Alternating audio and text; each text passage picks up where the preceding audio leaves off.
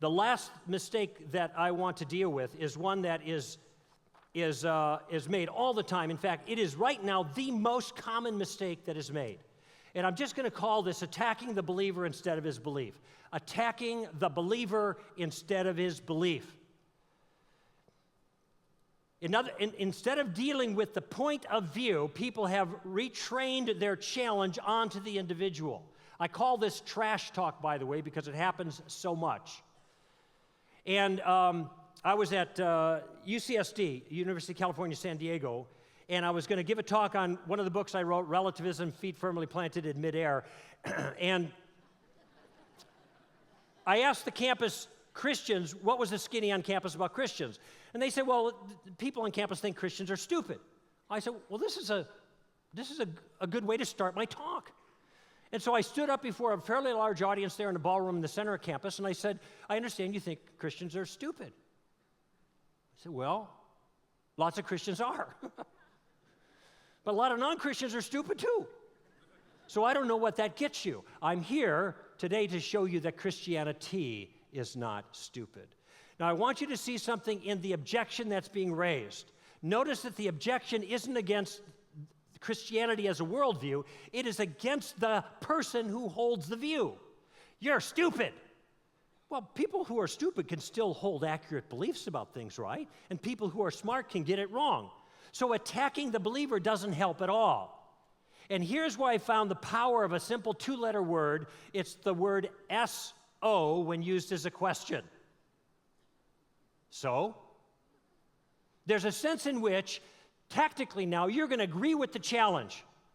And then you're going to ask, what point does the challenge make with regards to the issue?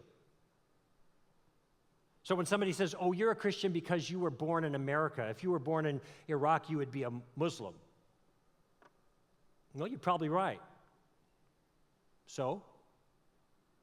Now it's their turn to tell me why this observation about geography and sociology has anything to do with the claims of Jesus themselves, because it has nothing to do with it.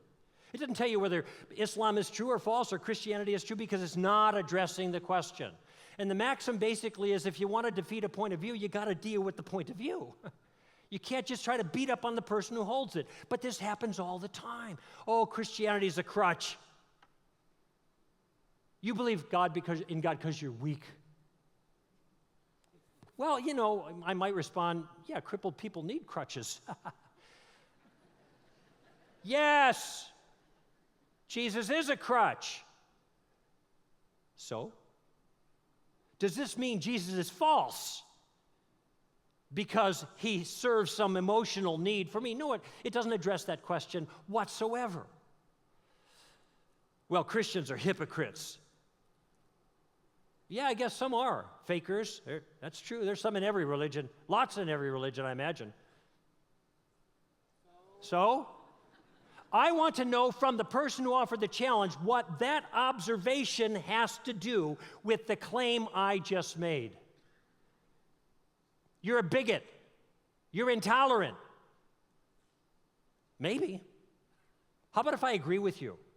If I agree that I'm a bigot and intolerant, can now we set that aside and then get on to talk about the thing? Jesus or whatever it happens to be that we were talking about before. These are distractive nuisances, friends.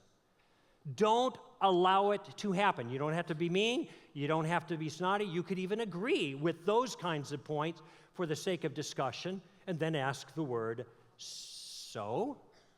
What does that have to do with anything? For those